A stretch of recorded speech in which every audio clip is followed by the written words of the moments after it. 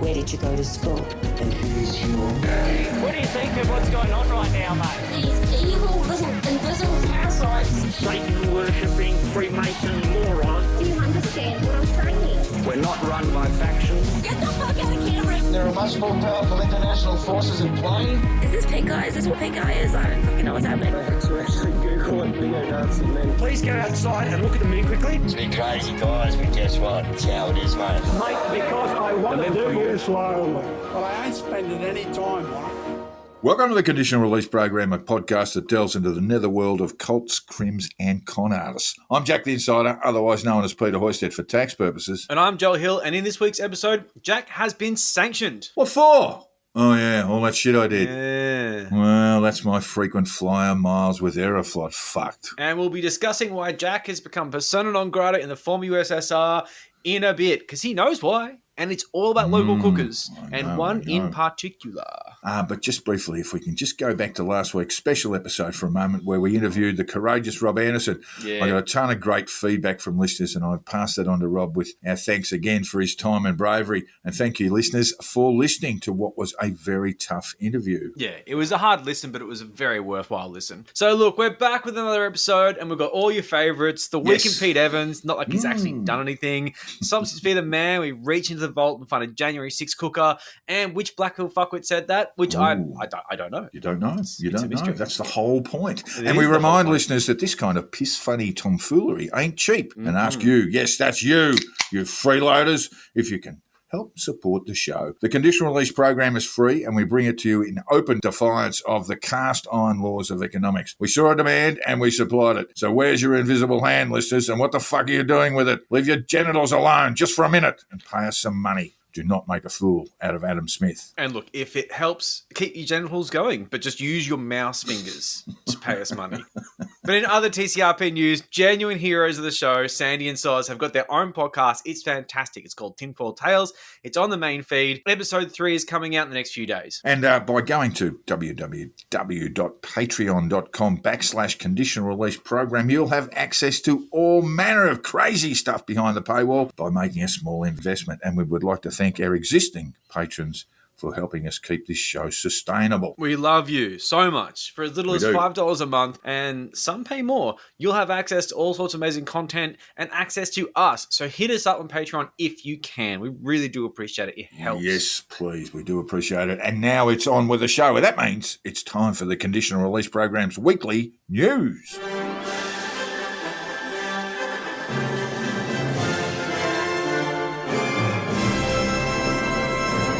And while the Canberra Cookers, or Stayers as they like to call themselves these days, still technically exist, they have been whittled down to a handful of people who seem less interested in fighting for freedoms and more just kind of homeless and destitute. Like, it's quite sad. It is very sad. I feel like I'm really punching down here a bit, but that's all right. They are still carrying on like pork chops and occasionally being arrested for it, wasting time in our courts and pissing off law enforcement, but the cold is truly testing their mettle and it is getting grim out there. Canberra this time of year. Beanie weather. Oh, it's no good. So in yet another move that completely lacks originality and creativity, they've set up a political freedom embassy in the trees near Old Parliament House. Ooh. And while the idea of an embassy going set up makeshift near Old Parliament House has been quite famously done before, been done. It's the originality. I will give them originality points for this, how they did it. Go on. They have taken rolls of Glad Wrap, a shitload of them, and just simply wrapped them around some trees to create walls. And then they've wrapped a shitload of Glad Wrap around the top to make a roof. They're kind of human condoms. I did not think about that. But yeah, I mean, they're wrapped like sandwiches. But yeah, condoms I go with as well. And this is the thing. This is the kind of thing you do as a child. Except these are grown men and So women. they built a fort. Yeah, exactly. It's a cubby house. It's a Glad Wrap cubby house. And like the entire thing, it's just so hard to believe that all of this is just due to having a prolonged tantrum because society has rules and they want to do what they want. It's like, oh, I want ice cream for dinner. Oh, freedom or death. Like, what's your point, guys? Like, is there a point anymore? I guess it's because of pedos, but whatever. So on the front of this cling wrap tomb, this is the first one. There's been several. And of course, by that I mean Freedom Embassy. He says, political freedom embassy in the middle with VIP freedom fighters written on the left, and then enter at own risk on the right. Ooh, that is your It's your spooky, playground cubby house. It Enter is. at own risk. It really is. It's what I would have written on a pillow fort when I was 12. It's just insane. And this is the thing, like, it's a VIP area. What is like a VIP area, like a pokey VIP area where no one's important or possibly even people? I fucking dread to think what lesser freedom fighters are holed up in if the VIPs are living in a glad wrap condom tomb. The fuck are just... Good Lord. And like, this is the thing. It's an actual death trap. And there's so many reasons why it's a death trap, but there's some very poignant ones. We'll get to that in a moment. Yeah, look, if there's no red velvet, stretching from one bolo to the next job, that's the kind of VIP treatment I want. If that's not there, I don't consider it a VIP area. What I want as a VIP is I want there to be a really big guy who just kicks people out, but then lets me straight through. Next thing you need, big, ugly-looking bouncer. But people standing have in front to be of the kicked out. bollards. I can't have people going in. Prepared to get ugly with people who aren't VIPs trying to get into the VIP area. Which would be very tricky because if the bouncer's one of them, he'll have scurvy and carbon monoxide poisoning. But we'll get to that. Yeah. So above the embassy is a bedsheet with David Hurley is protecting 28 pedophiles and just, other unhinged ramblings about pedos that are just on all sorts of things. We won't go into too much detail because it's obnoxious and stupid. And very silly, yeah. It really is. But the internals of the first embassy, they were a touch cozy. It's not a big space, which was sort of their choice. The world was their oyster, right? But that's good for keeping the warmth in. It's very cold in Canberra, as we said. Yeah, very there cold. was a bit of space with some plastic tubs full of necessities. They've got their survival goods. They're all pack rats and preppers. But they also managed to make little shelves out of more glad wraps. So they've got little spots of their herbs and things. It's very clever. They're artists. They're artists. They're glad wrap artists, Joe. They really are. Like glad wrap architects, hard at work, making blueprints. No. So speaking of keeping the warmth in, they are running fucking outdoor gas heaters to keep the place warm inside this plastic fucking tomb of glad wrap. And it is incredible that this hasn't melted the cling wrap roof. But like that aside, and that's like the obvious, as a general rule, it's just not recommended to use outdoor heaters in closed spaces. Not entombed in glad wrap. No, you either have fluid ones or you need to unfluid flue. ones. Yes, you need to flue. And unfortunately with this, and I'm not going to get all Bill Nye science going here, but incomplete combustion in cheaper heaters, this is the thing that creates carbon monoxide. Basically, if you inhale this scentless gas, it has an unfortunate side effect of death. I mean, you can't smell it. You die. You just fall asleep, but forever. You pass out and you die. That's not good. Not only were they running a gas heater, which is bad, but they were also cooking on a charcoal barbecue. There's a warning on heat beads that says, do not cook these indoors. There's a warning on the packet. This is inside a glad wrap fort. Should be right, mate. I mean, this is legitimately dangerous. We're not being alarmist here. This is actually dangerous. In the pictures, you see these guys who look exhausted, and I'm sure they are. And at first I thought, okay, you've got scurvy, there's a severe lack of sleep going on, but it's also just CO poisoning. Like, I mean... Very, very funny. It's not good. Like, you'll have a good night's sleep, mostly because you're almost dead. So, of course, they're going to get sick from this. They're going to blame the government. Oh, they're using LRADs, blah, blah, 5G. Because, I mean, like, they're fucking predictable, right? But here you have a bunch of people who routinely smoke darts, eat like shit, and hotbox themselves in actual death chambers, who have destroyed their entire lives because some people on the internet convinced them that a few vaccines were bad and that they were freedom fighters. I'm actually looking forward to the shrink wrap shrinking. Like the old twisty wrappers used to do on a heater, and they'll actually be just drawn in together, and then I guess they'll start dying. Quite a lot. Basically. Yeah. It is so funny. They'll just be asphyxiated by their little freedom tomb, and their last words will be, "I'm free." Like, no, I'm free. And I'm dying. So since then, the Cookers have been up to Freedom Embassy version 4. Ooh. The previous embassies have been torn down by the federal police, but they just keep putting them up. I mean, how much glad wrap have you got, guys? Where are you getting this from? You clearly got no money. They're buying in bulk, They really are. They're buying those Costco ones, Yeah. size of a house, size Apparently of a bus it's the stop. pallet packing stuff they're using, which is, because they're real clever, right? So, according to Tally Hoes on Twitter, they did not take the last eviction well, screaming abuse at some poor cop. And you can just imagine being back at the station going, who's going to do it? I'm not fucking doing it. Send the kid down. No, you can't send the kid down. You know what they're like. Remove the glad wrap people. All right, scissors, paper, rock. Scissors, paper, rock's here. Oh, fuck. No. Rock always wins. No, it didn't this time. Get down there and do it. So basically, he had to go down there and tell the kids to, take their cubby house and go home, which never gets a good response. I would yell abuse at my parents if they told me to tear down a cubby house. I probably would have punched them. The fort torn down. It's just so pathetic. And Ken Barron posts this fantastic still of a cop just walking away with this giant bunch of plastic wrap under his arm. It just sums it up perfectly.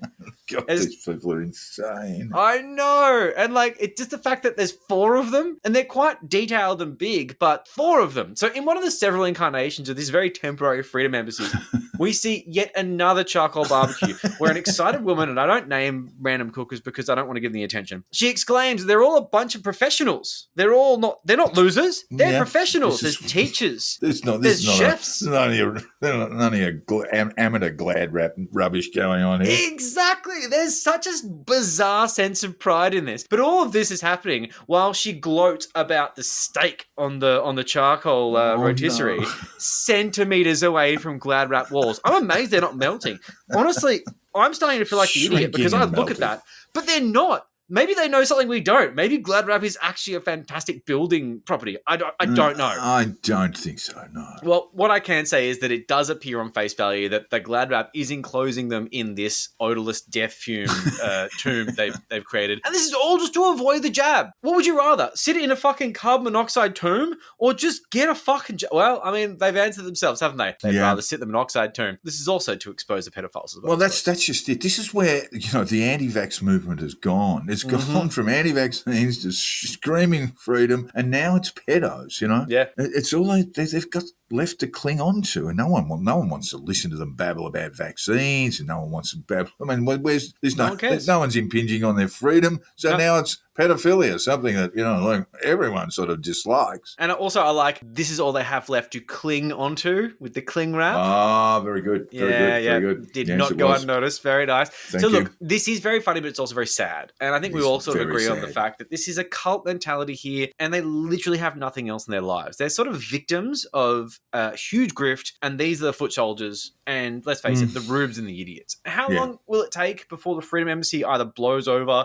catches fire, or just melts from the heat? Well, probably more time than it takes for the AFP to cut it down. But hopefully, before someone actually gets killed, they give up making fucking glad wrap fort and cooking meats in them on charcoal. For God's sake, stop. that glad wrap's going to melt into the skin too, Oh dear, oh dear. Oh, very, very funny. A little bit sad. Mainly very funny. It is very funny. But it's a little bit sad. And in other sort of real extreme cooker news, there was been some analysis of the groups that were present outside and inside the Congress building on January 6th. You see, the GOP, the Republican Party, would have us believe these were ordinary Americans, just practicing their right to protest. That's their position. That's their position. These are just normal people going about there, feeling a bit frustrated. That's how they justify that only 2 Republican members of the House, now ostracised by their party because of it, are on the House committee investigating what happened on January 6th. There are only 2 Republicans, and they're both facing some fairly tough primaries now. Well, I mean, that's the thing. So we've got the ordinary people thing, but let's not forget the fact they did try and blame this on anti-fascists, or should I say Antifa. When it looked bad, on January 6th. Immediately it's Antifa. Yeah, that was an MTG, Marjorie Taylor Greene exclamation on January 6th. It's Antifa, Antifing again. Ugh, for fuck's sake. Yeah, but those ordinary people, that ordinary people argument that the GOP put forward misses or at least obscures the extent to which the Capitol rioters were linked to dangerous groups and ideas. Ooh. According to research from START, and it's a non-government group, a US national consortium for studying terrorism and the responses to terrorism, START, there's the acronym, at least 280 of the individuals charged with committing crimes on Jan 6 were associated with extremist groups or conspiratorial movements. I'm just going to quickly come in here and say the Americans fucking love an acronym, and it's almost painful. I blame the Patriot Act entirely. I swear to God that was the start of the end, and now everything, especially bills in Congress, have these like ridiculous acronyms with these like massively reaching things. Yeah, we're pretty good at it here too.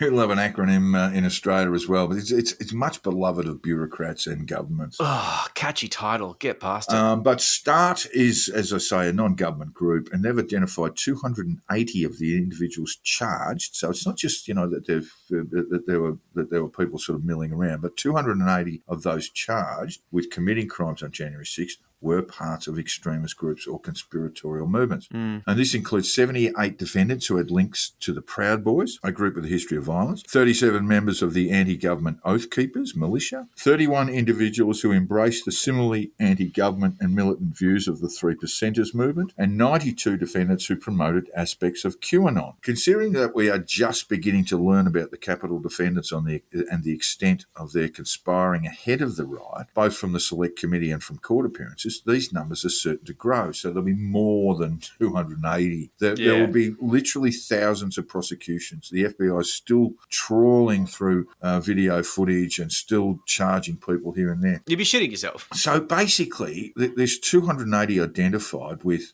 various groups, and we mentioned a few, constitutes about 1/3 of the so-called ordinary people who've been charged. A little bit more, actually, of all the people who've been charged over the January 6th insurrection. That's a lot. Or attempted coup, whichever way you want to call it. Yeah.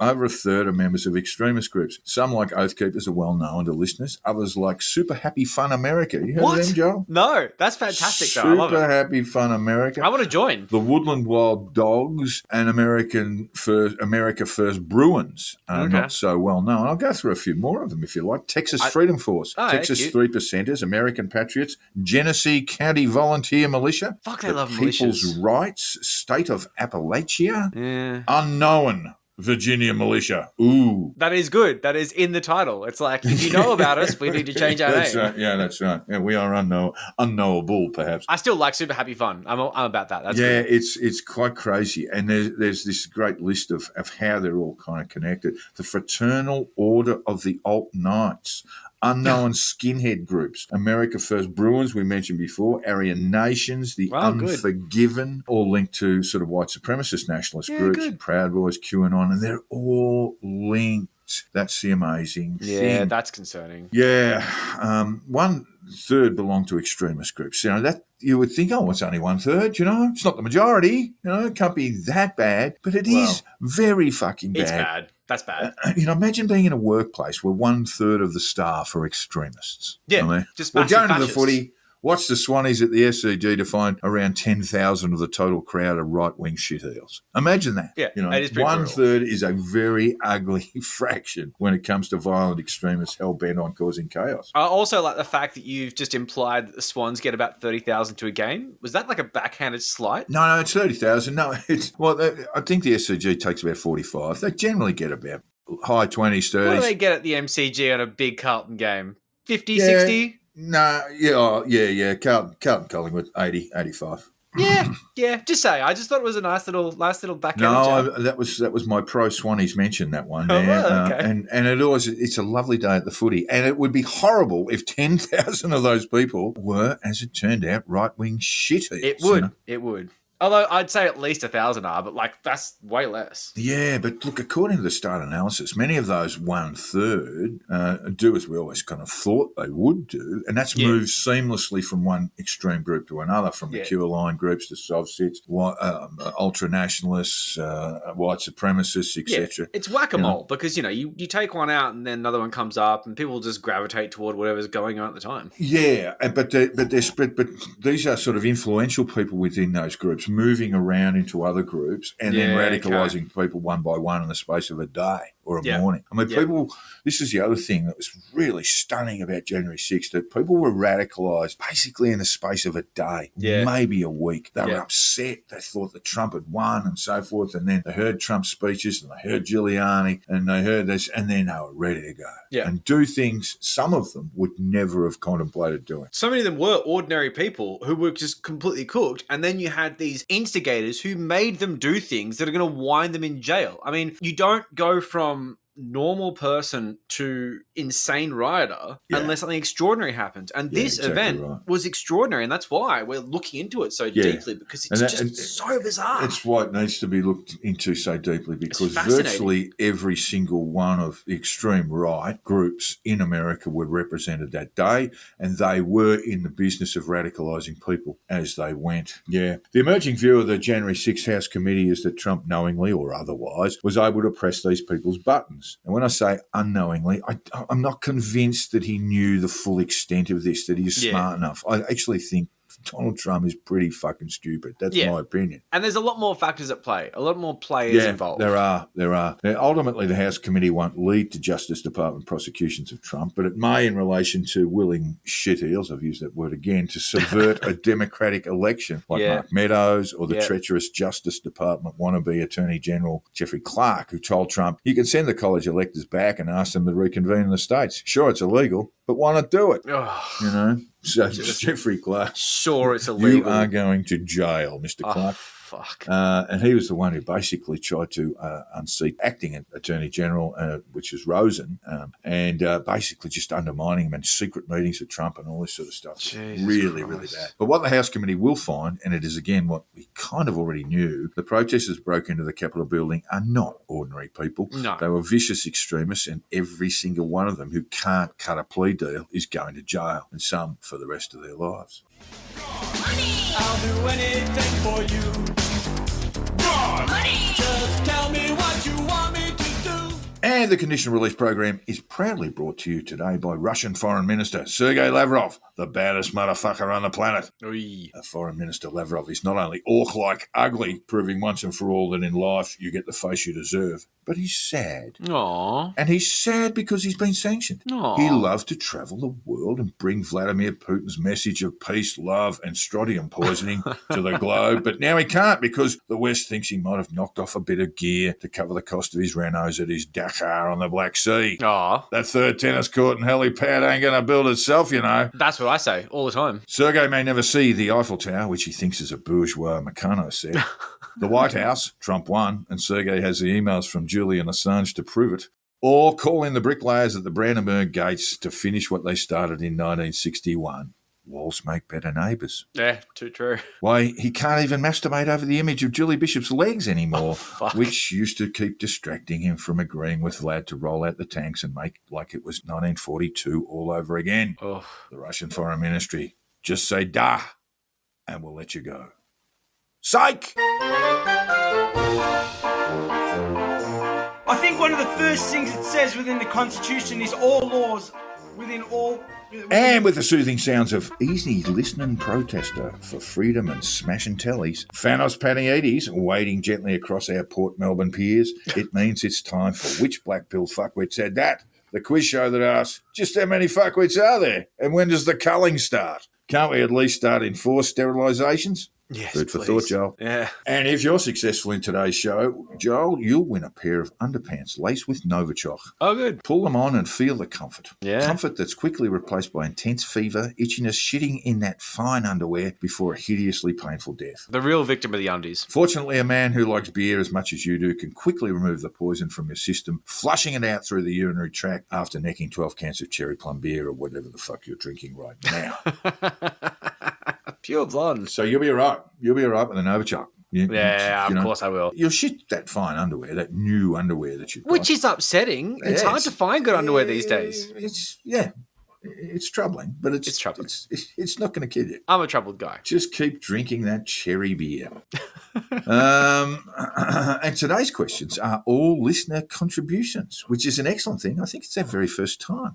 It's an excellent thing. It means I have had no work to do at all. Bless. The first question comes from good friend of the podcaster, Alistair. G'day, Alistair. Hey, mate. And the quote goes like this. The Chinese Communist Party are benefiting greatly from the well-organised shutdown of our economy through the brainwashing indoctrination of the green agenda of adults and children alike and the destruction of our social institutions just such as the family unit and even what it means to be a man or a woman. Jesus Christ. Our country is in tatters while China rises at a rapid rate. The world order is being restructured right before our eyes. China is playing this beautifully. Our politicians have let us down, in parentheses, by design, following orders, and our people, through their willful ignorance, have not held them to account. We need change. Jesus Christ. That's a mouthful. Loves the Chinese, eh? They're playing it beautifully. Yeah. Was that Ralph Babbitt, UAP Senator-elect for Victoria, Joel? Congratulations. He's got the gig. He's got up. Worst $100 day. million,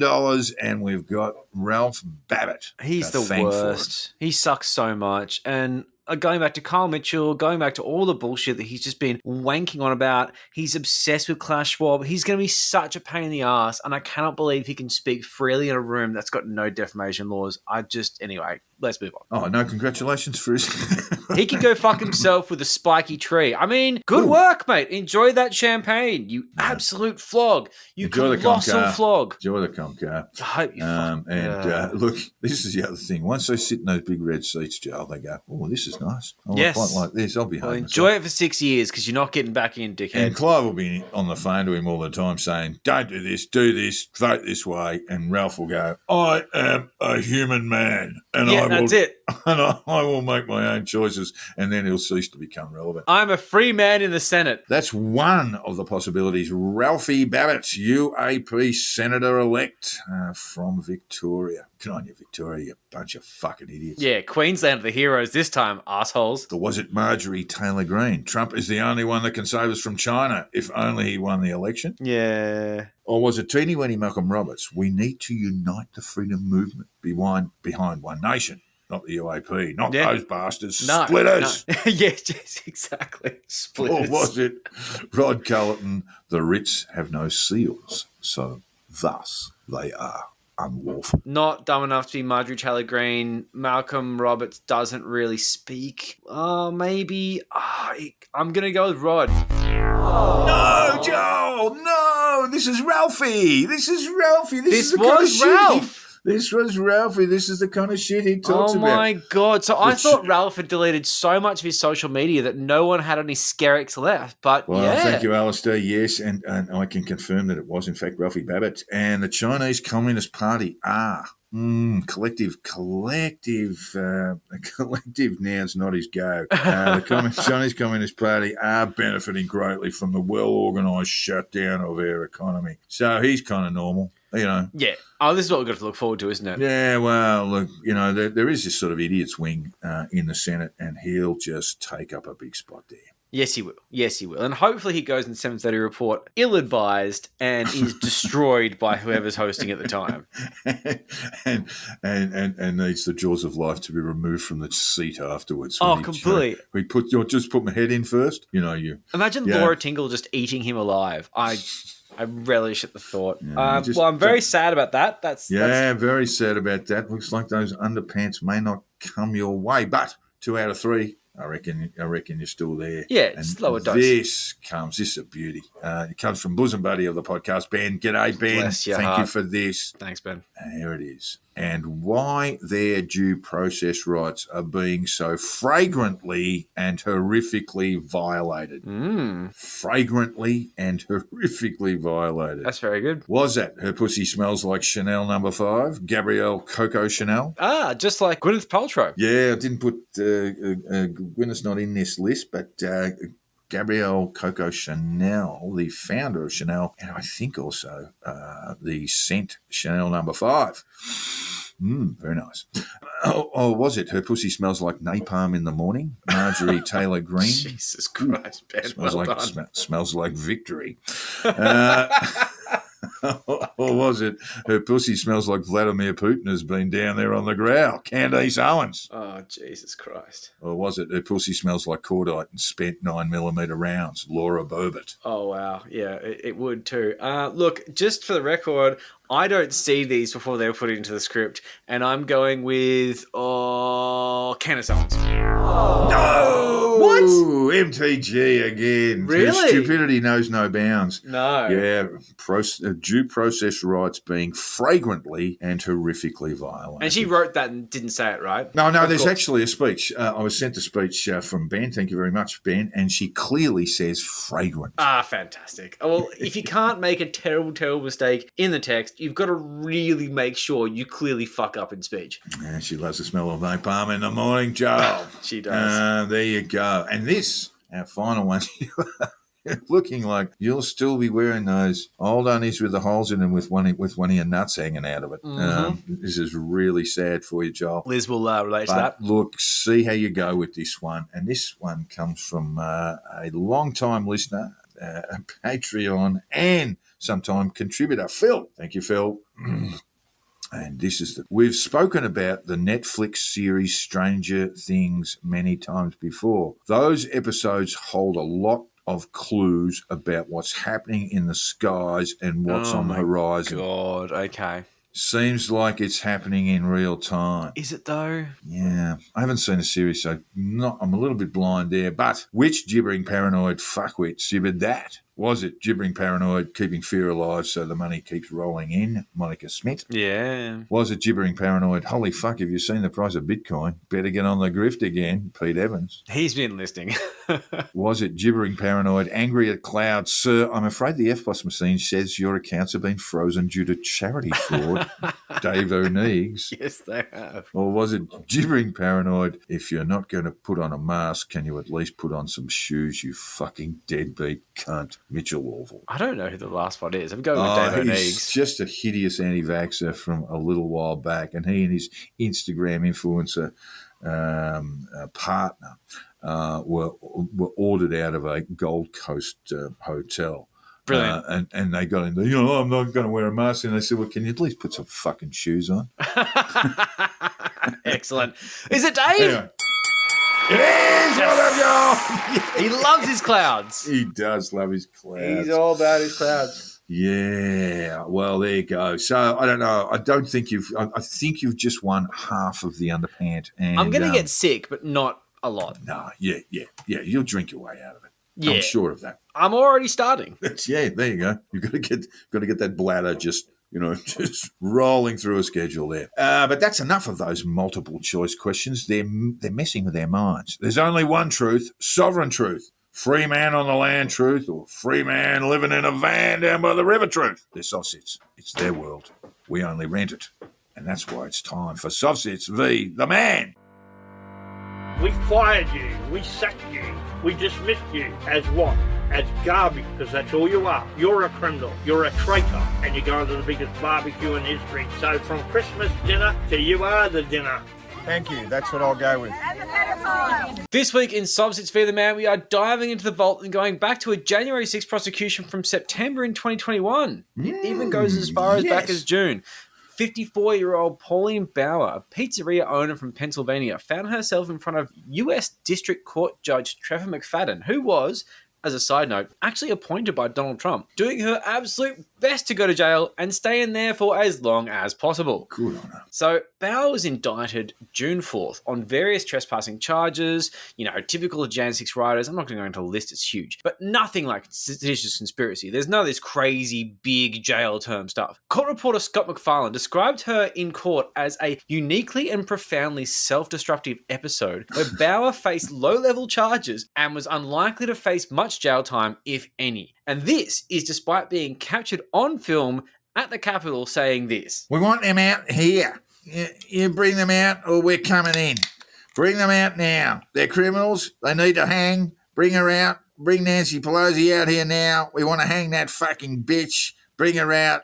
We're coming in. If you don't bring her out, what are you trying to protect? A fucking Nazi? Is that what you're protecting? So that's gibberish, of course. But, imagine yelling that. That's just her, just stream of conscious, just yelling in a crowd. Just bizarre behaviour. So in her first appearance via Zoom, she told the court that, quote, I am here by special divine appearance, a living soul. Oh, we go. Here we go. Now, that she didn't want an attorney because I do not stand under the law. Under Genesis 1, God gave man dominion over the law. And understand, stand under is a whole subset thing I'm not going to go into, but you clearly know she knows her shit. She then contradicted this entirely in a later hearing with McFadden, and I'm going to give this one to you, Jack, where she said, I, Pauline, a living soul, and continued with, he gave man dominion over the land. Not the law, the land. McFadden came back with Romans 13. Let every person be subject to the governing authorities. That's the judge saying, I am not a person.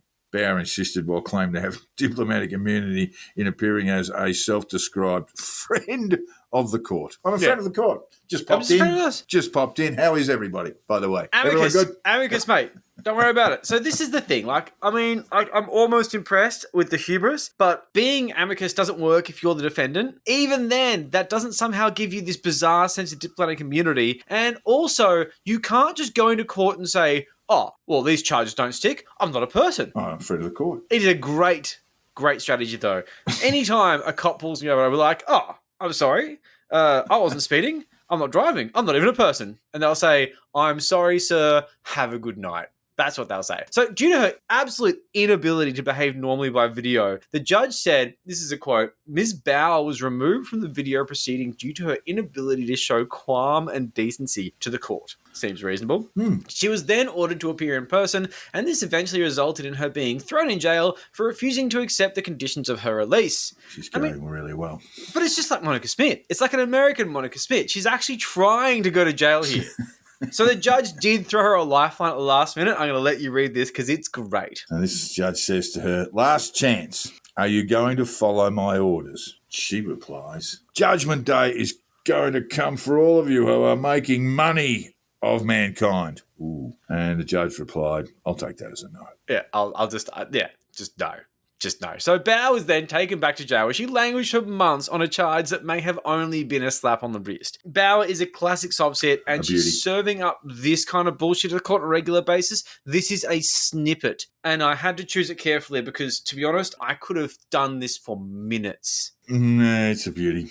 Me, Pauline Bauer, the living soul, a creation of God, a woman, as one people, demands the removal of any and all actors, attorneys, lawyers, and all other known or unknown entities purported to be representing, it's an RE-presenting, purported to be representing, representative, or acting for the benefit of Pauline Bauer, the living soul before the court, under the court, as a friend of the court. She's a friend of the court, of course, we already knew that. Or any other capacity, known or unknown, to cease and desist immediately. Cease and desist.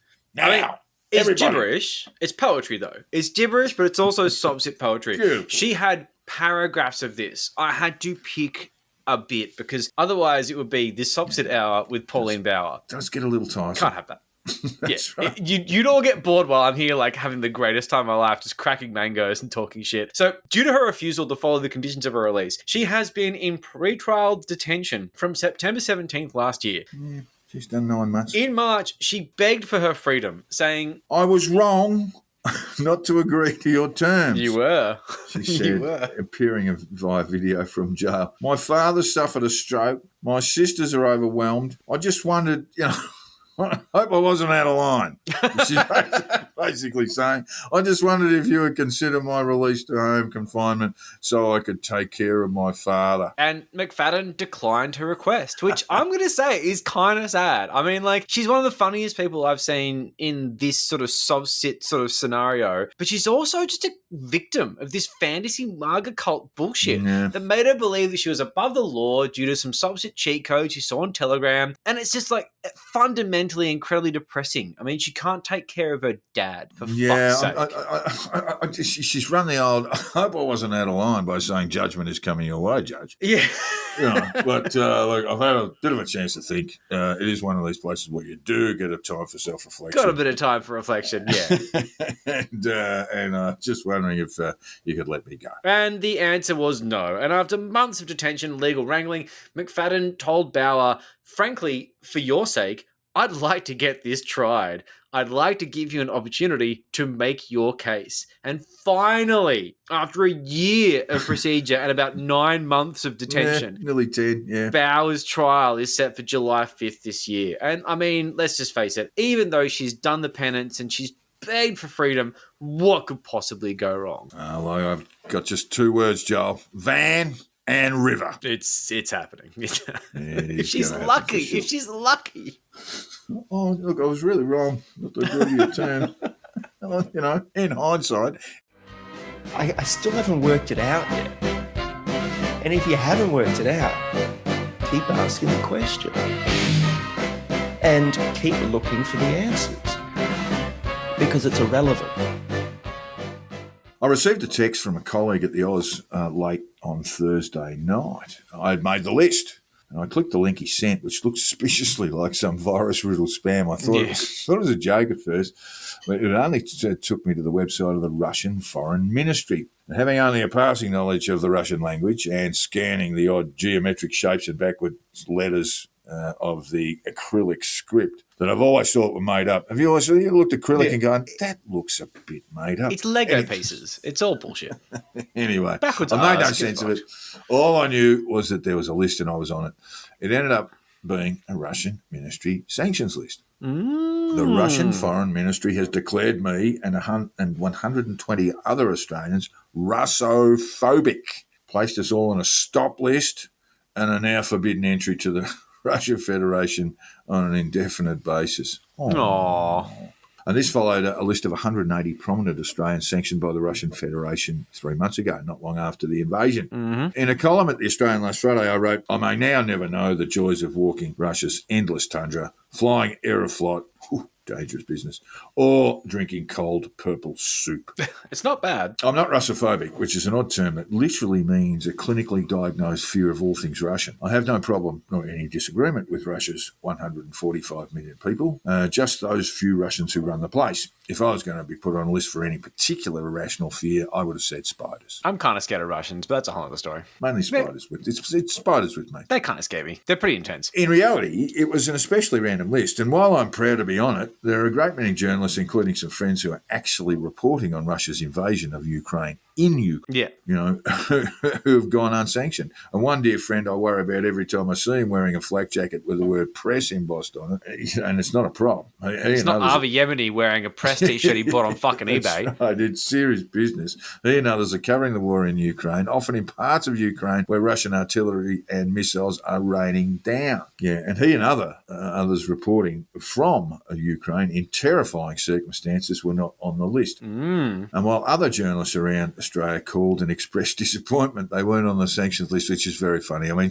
it really was a funny day on Friday. It was very funny because it's such a badge of honour for journos to be on the list. I had a certain cartoonist from the Daily Telegraph ringing me up and saying, I draw Putin as this tiny little psychotic man and nothing. I got nothing. And I had to tell him, I think you have to accept, that maybe Vladimir Putin doesn't read the Daily Telegraph. And look, if he did, he'd be very upset. What about like Matt Bevan from Russia? Are you listening? And the answer is clearly no. Yeah. Apparently they're not listening because you're not on the list. Don't really care about any of that. Yeah. Literally answer the question in the name of the podcast though. Russia, are you listening?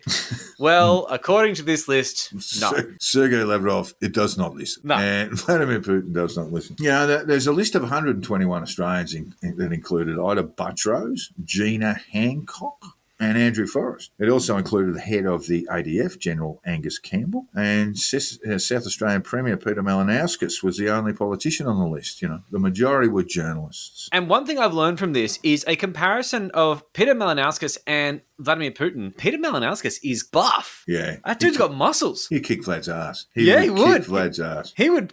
Wow. And maybe that's why he was on the list. Yeah, just out of general dick envy. I can only imagine to the Gina Hancock and maybe Andrew Forrest, they might be somewhat restricted by Is she going by Hancock now or Reinhardt? Oh, Reinhardt, yeah, sorry. I should have said Reinhardt. You're just old school. She'll always be. You're showing your age. She'll always be Black Lung Lang's daughter to me. Oh, God, her old man, what a horror show he was. I remember him eating asbestos on television to try and prove that it was not dangerous. How'd that go for him? Oh, well, he's dead now. Yeah. Anyway, so there's this long list. It was nice to be a list. What was described in the media without me getting mentioned very often was a list of 121 prominent Australians. Ooh. So that was a major ego rub. And the Order of Australia is coming next. Got the opportunity to say to a lot of my colleagues, look, I know you've been hanging a bit on Vladimir, but, I just don't think it's enough. Got to work harder. Work harder. See how you get on. We're not hiring right now, but, keep working hard. head down, bum That's up, it. and see how you get on. Yeah. See if you can join me on the sanctions list. So we had a great deal of fun. Next wave of redundancies, maybe we're looking for an intern. Yeah, look, I was very happy to be on it, and it was a very funny day on Saturday, on Friday, I should say. And went on over the weekend. I was getting calls from families saying, "Are you all right?" Yeah, I'll be okay. Should be all right. I'll have to cancel that trip to Moscow. But yeah, I was very happy to be on it, sure. But I wondered, why me? I haven't written extensively on the Russian invasion of Ukraine. I flipped back through my columns going back to the invasion until I came to one, and really the one that fit the profile. And that was a column on the one and only Simeon Boykov, explaining to readers who he is and what he's been up to. And after that column was published, Boykov threatened to sue me. And I think it's more than 10 weeks. I've got 10 weeks written here, but it's probably the best part of 20 weeks later. Yeah, I'm still waiting for the writ. Yeah. Not holding my breath anymore. Considered it a genuine threat, but clearly Boykov would have to sue the publisher, Nationwide News, which is a news corp, rather than me. And that's, you're going to really think before you do something like that. It's a bold move. Bold. It's bold. Yeah. It's bold / stupid. Yeah. You don't want to Ben Robert Smith yourself. And I did give the bosses a head up, but they haven't heard a peep out of Boykov either. No. The list itself babbled briefly about Russophobics, as if that's a thing. It's actually not a thing. But in one of a few more extensive documents that I've had passed to me, and I thank my Ukrainian friend Slava for this, this is one of the few documents made available from the Russian Foreign Ministry, which included an explanation of a kind. It's a long document, pages and pages long. Yeah. But I'll deal with those relevant bits that deal with the rest of the world, and then to Australia. And here's a section of it. In Australia, immigrants from Russia face manifestations of hostility in various areas of public life. Where? Anyway, Yeah, I'll totally. keep reading. This is evidenced by the numerous peoples of our compatriots to Russian embassy. Among other things, they indicate hostility towards them in everyday life and the creation of an atmosphere of intolerance for Russian students in schools. Haven't heard any of this. What? No. Yeah. Anyway, At all. they go on to say, our compatriots have the image of a respectable and law-abiding part of Australian society and, as a rule, do not face discrimination on ethnic, linguistic or religious grounds. Oh, well, that's something. Oh, that's good. At the same time, the activities of activists of the Russian diaspora on the green continent are under the close attention of local competent authorities, in particular the Ataman of the Australian Embassy Department of the Union of Cossack Warriors of Russia and Abroad, S. Boykov, was interrogated for contacts with members of the armed formations in the Donbass. So there it is. That's it right there. Boykov is, I think, the only person named in that document that is part of the Russian diaspora, besides other references. I'm on the list for bringing Boykov's activities, his attachment to the freedom and anti-vax movements for purposes of recruitment and to disseminate pro-Russian propaganda, and also to explain to readers what he's been up to in terms of his visits to the Donbass region, where he posed in Russian military fatigues bearing arms. These photos are widely available. And he's just this cosplayer, but somehow they're taking him seriously. Just incredible. Well, it would seem so. And as I said before, his ASIO file must read like, the Encyclopedia Britannica, Yeah. 25 volumes and a couple of indices, big. Big like him. Just so you know what I wrote about him. Not that I'm complaining about being sanctioned. It's not that at all. But just this is what I wrote. You're fucking loving it. So there's no complaints here. Yeah, I'm not complaining about it at all. Very funny. But this is what I wrote about Boykov on February 25. Simeon, the Aussie Cossack Boykov, took to YouTube last night to speak to the 150,000 followers on his channel. He regurgitated the nonsense that Putin had ordered the invasion of Ukraine to bring about, and I quote, demilitarization and denazification in the second largest country and land area besides Russia, in Europe, that should be. It was textbook pro-Putin cheering with a little consolation thrown in of the "don't worry, this will soon be over" type. Well, here we are. That was just the week after the invasion, and here we are in June, it's still going. Boykov is Sydney-born but received education in Russia. Now known as Ataman, Boykov is a fifth-generation Australian of Russian heritage. His father was a Russian Orthodox priest who sought to preserve Russian language and culture within the household. Boykov studied at the Stratensky Monastery in Moscow when he was 18. The monastery has close ties with the KGB agency successors, the FSB, and the Foreign Intelligence Service, SVR. Boykov now leads a group known as the Aussie Cossacks, estimates in their numbers vary. Perhaps 150 or 200 Cossacks cosplay in Russian military uniforms. Yes, they do. And according to a Russian website, this is still in my column, Boykov said of his time at the monastery, one might say that while I was studying there, I was, well, we must not say recruited, right? Basically, I fell under the influence of right-thinking pro-Russian elements. They began to fashion a pro-Russian adult from a young Australian. They're his own words. That's so much self-awareness, and you almost don't want him to be that self-aware.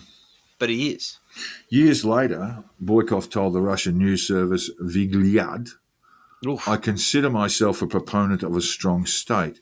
We respect very much our Commander-in-Chief Putin, and we have a unique capacity to support Russia from within a hostile state. That's Australia. Even the FSB or a battalion of the Russian SAS can't achieve that because, unlike them, we are citizens of this state. That's chilling stuff. He goes on to say, we organised demonstrations in support of the annexation of Crimea in 2014. It's a little dated, this quote. In support of our army in Syria. Oh, my God. In support of the Donetsk and Lugansk People's Republics. Yep. The profile article concluded, Boykov adds that while they cannot go into battle with sabres, Russian long rifles and Maxim machine guns as their grandfathers did, they can prosecute another form of war, an information war. Self-awareness, too much. Yeah.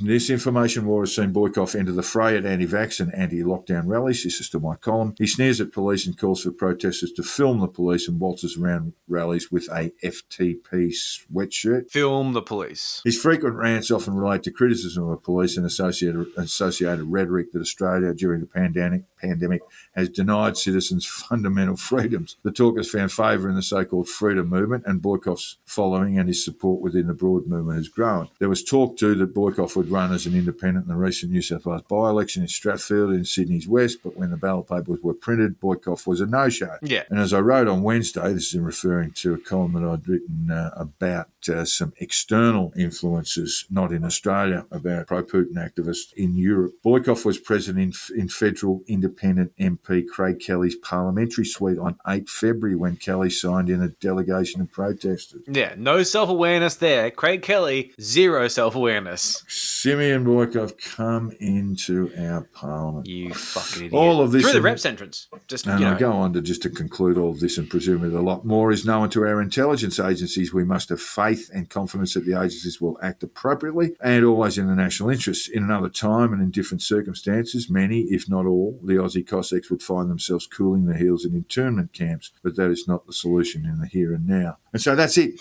You know, the only meaningful column I've ever really written about Putin referenced Boykov, and that's it. You know, and Boykov can't sue because it's true, and most of that column came from his own mouth, and I was able to verify those quotes as I went through. So absolutely right what he said in the past. And now I just want to go back to the Russian Foreign Ministry letter, because they'd identified Boykov and people saying nasty things about him, namely me and one or two others. A biased attitude towards the diaspora is periodically manifested by the Australian media against the background of their generally biased presentation of Russian topics. In August 2020, the online publication Inside Story presented an article by Kay Wilson, a retired intelligence officer, who this report is a continuation of the ministry's efforts to draw attention to the problems associated with the violation of rights of Russian citizens and compatriots in foreign countries. That piece, God, that's a bit of nonsense, isn't it? That piece by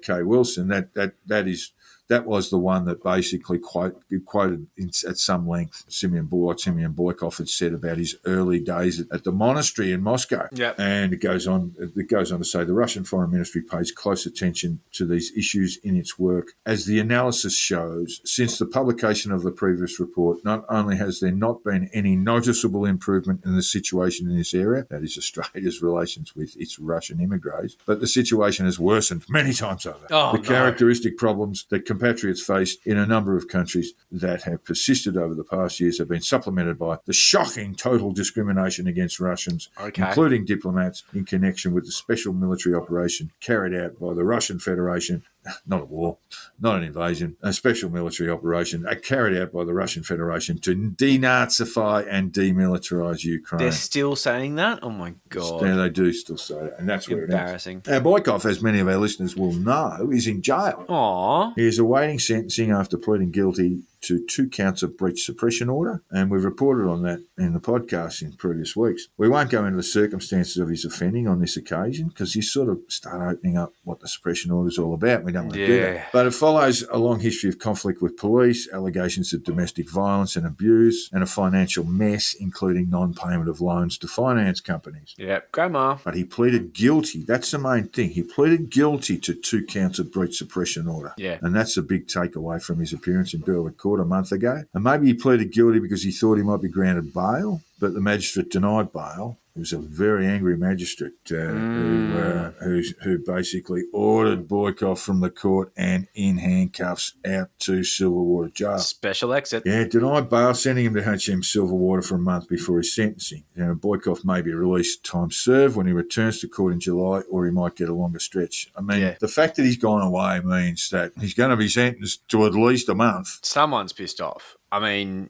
he basically went up there and said, I've been told not to do this. This is definitely illegal, but how about I name this guy that may or may not be a pedophile? And the guy probably is. I mean, who knows? Who knows? That's for the courts to decide. I don't know anything about that. It's for the courts to decide. And why that suppression order is in place. It is common to have suppression orders in regard to sexual assaults, and particularly around children. It is common to have those to protect those victims. And he has no regard for that whatsoever. Anyway, he was warned by the police, do not breach the suppression order. He did it anyway. He was arrested not long after that, and he tried to film his arrest, which sort of, there was a YouTube clip there that didn't. There was no theatrics. The cop was just bored of his bullshit. Yeah. He just wanted him to fuck off. Yeah. So, and there's been a grift for legal funds and blah, blah, blah. And, Mrs. Boykov has been on Telegram, rallying up the troops. But it's been half-hearted. There hasn't been quite the energy that, Mandela, Monica Smith had. It's quite noticeable.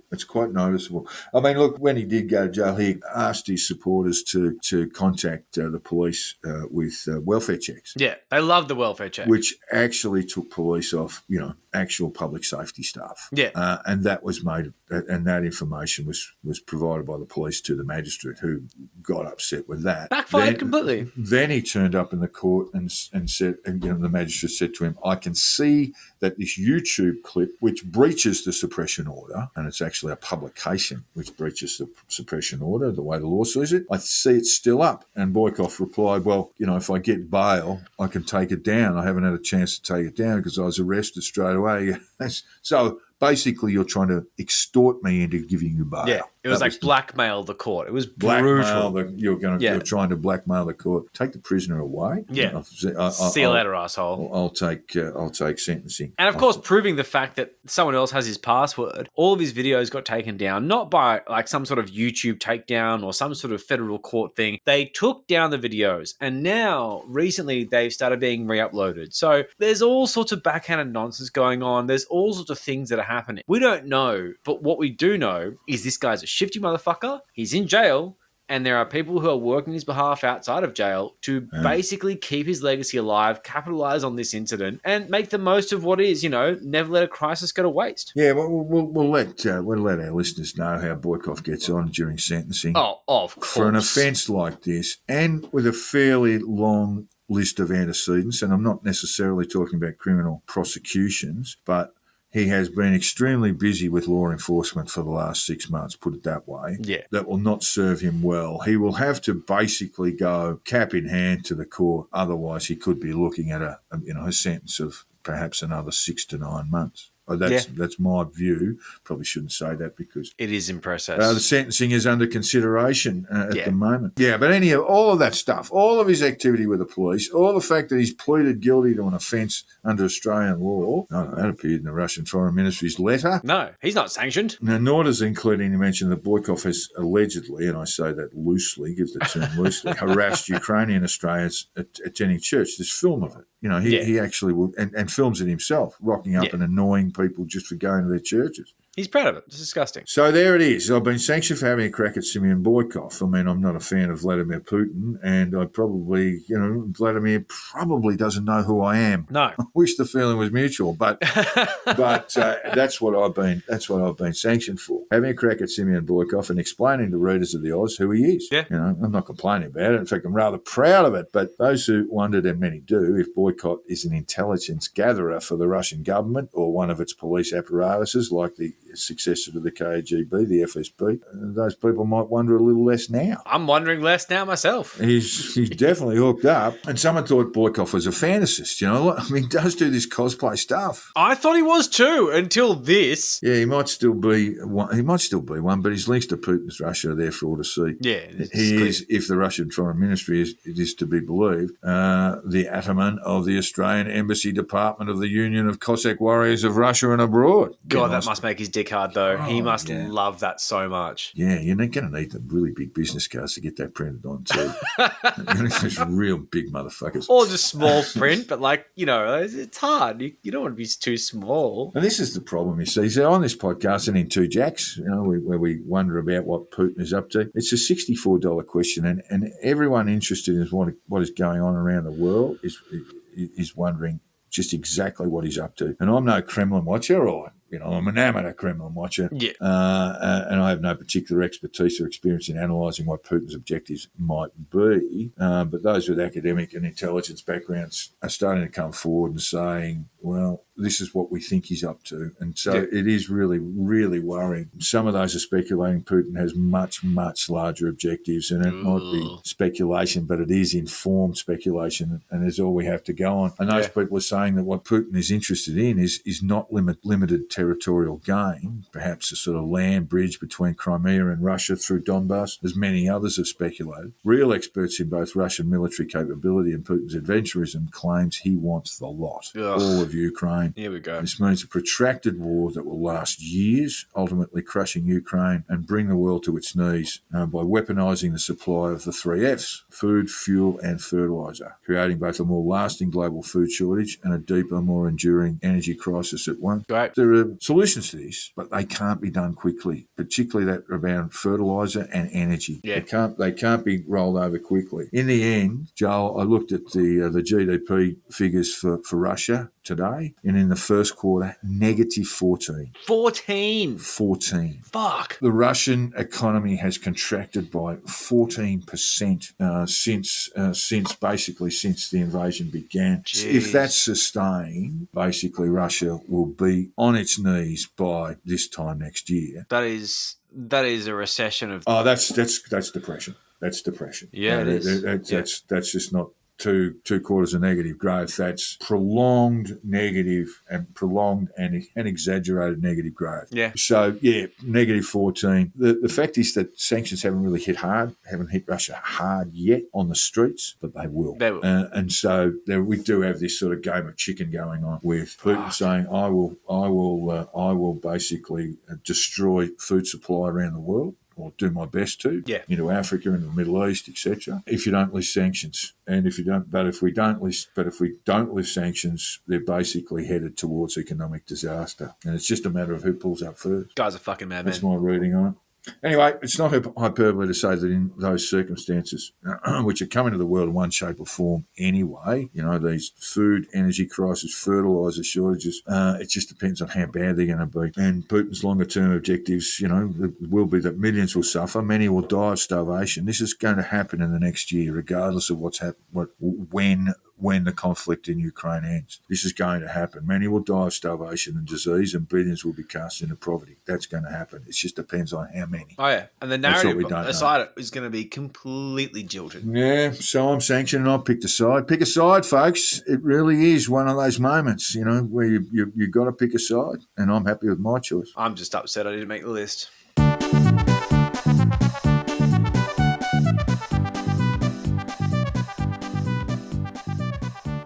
It has been a huge week in Pete Evans, with Ponzi scheme Pete still vaguely pushing Bitcoin despite the market absolutely shitting the bed. Oh, and we have been it's a covering shocker. this element of Pete's life for a while now.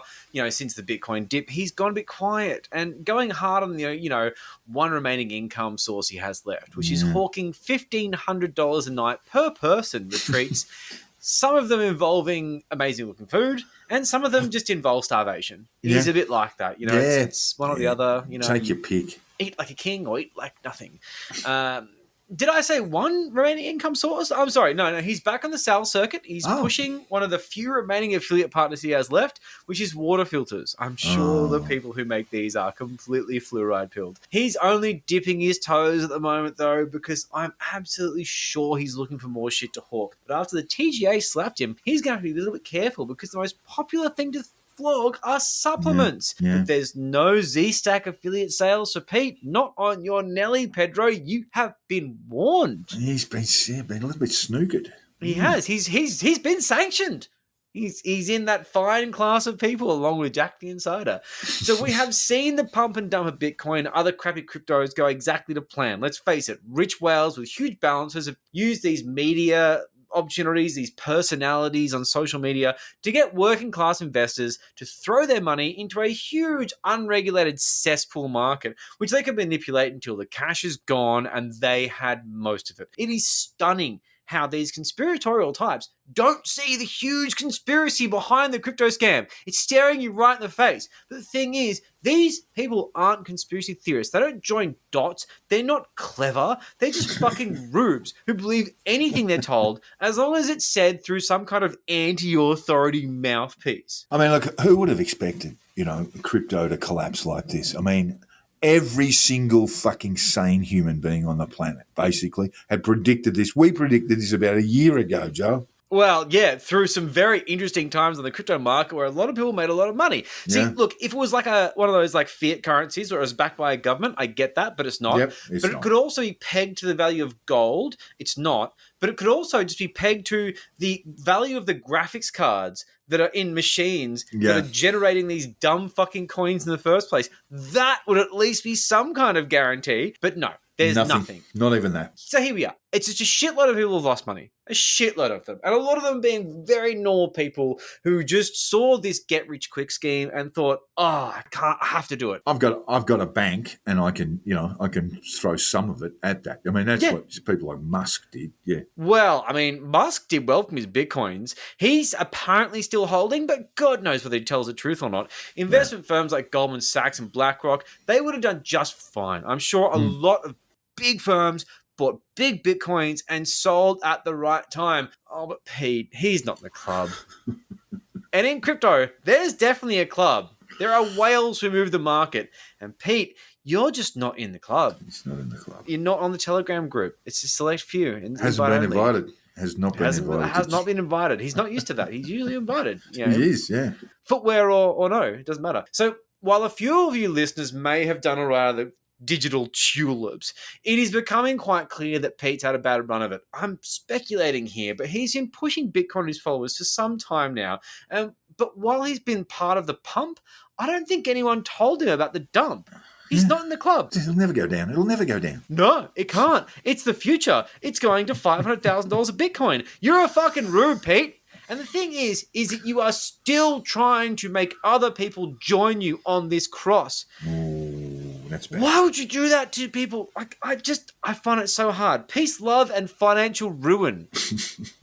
So join me. Exactly. Join me in this cesspool of financial ruin. So his mate Alex Svetsky posted this incredibly pointless tweet, which Pete shared this week, and he said, "More important than buying the dip is the willingness to go down with the ship." Oh, no. A world without Bitcoin where you own nothing, have no privacy, and are doped up on antidepressants and digital toilet paper dollars is not worth living in.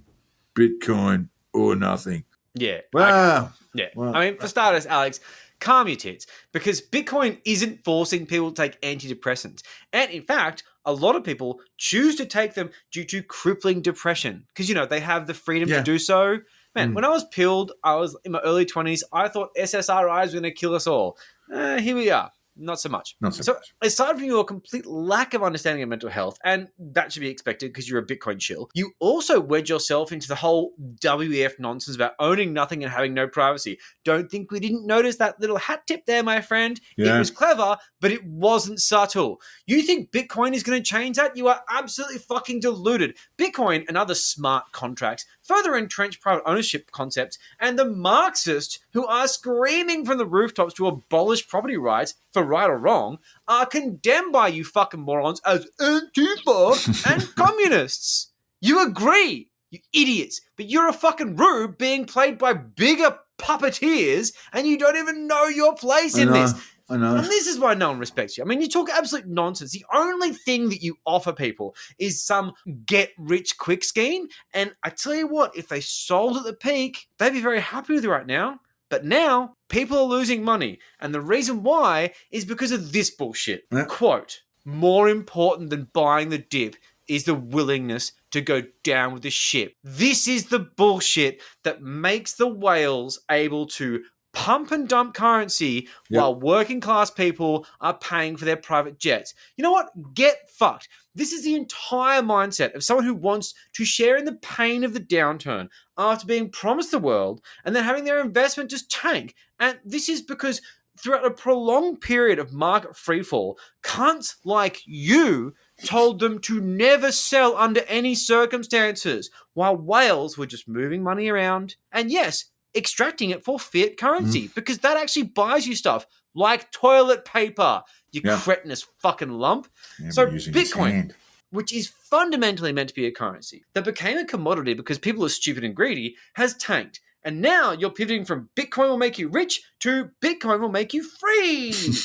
And we all know, because they keep fucking telling us in various forms and bumper stickers, that freedom ain't free. So yeah, bucko, it's going to cost you some money, but what's the alternative? It's antidepressants and toilet paper. Okay, cool. So you've got to suck it up, princess, because one day after all this freedom subsidy that you're throwing into this weird non-existent market, they'll build a statue in your honor. Well, they fucking won't. Why? Because when you got burned by Elon's pump of Bitcoin through Tesla, or you got burnt by one of those countless influencers who told you to hodl, never sell. Either way, mate, you are paying for rich people to get richer under the guise of freedom and nonsense. But at the end of the day, Pete will be fine. He's making about $20,000 a week, fleecing idiots with starvation holidays and yoga classes, and the rest of you, you've got jobs. Despite having told countless times to invest in Bitcoin to get rich, look, Pete's not worried about it because it's not really his problem that you lost your house and your wife left you. I mean,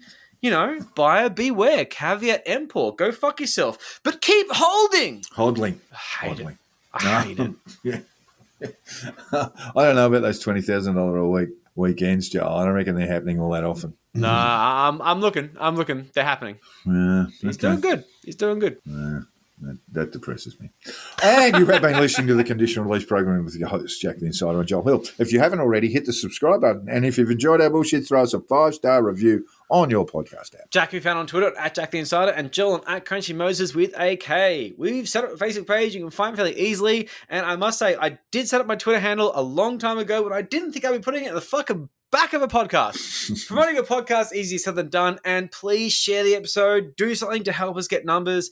Just pump our thing, because I tell you what, the more listeners, the more feasible this is, because God, it's tiring. We do so much work. Get us out there. And the Patreon is up and running, and we ask listeners to consider throwing a few dollars our way. Yes, my exasperated sighs were definitely leading into the Patreon pitch, because for as little as $5 a month, you can access all sorts of bonus content, and if you give us even more money, you get a bunch of other benefits, massive access to us, which is absurd because we're basically whores. You can watch us record the show, and sometimes I'm wearing very little. I'm just saying, it's a possibility. If we get to 1,000 patrons, we promise that Jack will go to Russia and drink a schooner of Cobra blood with Vlad Putin before telling him to get fucked, and probably viciously murdered afterwards. I'll tell him to get fucked. Get fucked, Vlad. And we love the grift. It's just that we're not as good at it as the cookers are. No, we're not. Help us. We're morally conflicted. Don't make us start flogging Z-Stack and brain supplements, because we will. Mate, I've got a background in wellness. If you think I won't start flogging you vitamins, you've got another thing fucking coming. In the meantime, Vitamins. join up They sound patreon.com/the Conditional Release program and Don't make me sell you magnesium. Yeah, and we would love to hear from you, even if it's to tell us you're a Russian FSB agent and you have a gift of underwear for Jack. New underpants. You beauty. Oh, they smell funny, but it's fine. Hey, I'll put them on. Yeah, why not? Ah! Thanks, listeners. Thanks, listeners. See ya. Just get the size right. I don't think I ever want to talk to any of those people. Fuck me, you guys are bastards.